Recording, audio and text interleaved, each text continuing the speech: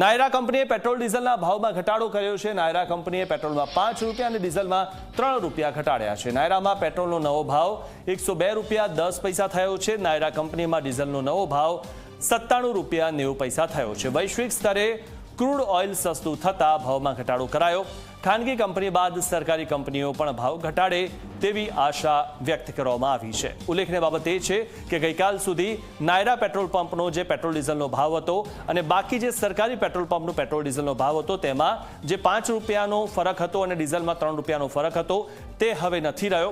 હવે જે રીતે પહેલાના સમયમાં નાયરા અને બાકીના પેટ્રોલ પંપના ભાવ રહેતા હતા તે જ પ્રમાણે હવે સરખા થઈ ગયા છે।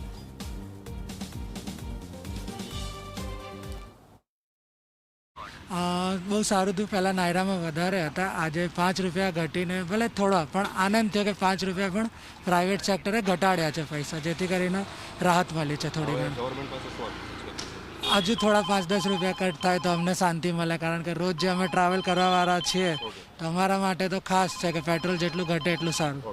सुनो आज पेट्रोल भरवाना है, दाम कम हुआ क्या? हाँ, दाम कम हुआ, 5 रुपए कम हो गए, इसलिए खुशी हो रही है आज। और ज़्यादा होने चाहिए। और ज़्यादा होना चाहिए।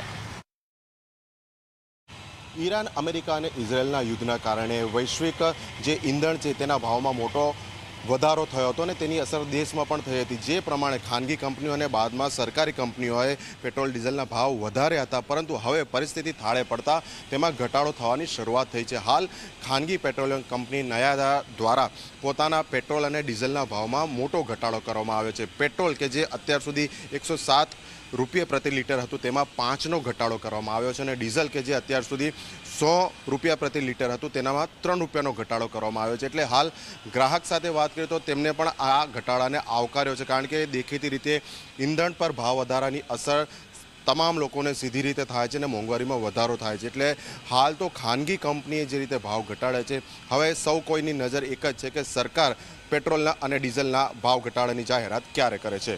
કેમેરા પર્સન SP શર્મા સાથે અર્પણ કાયદાવાલા, ઝી મીડિયા, અમદાવાદ।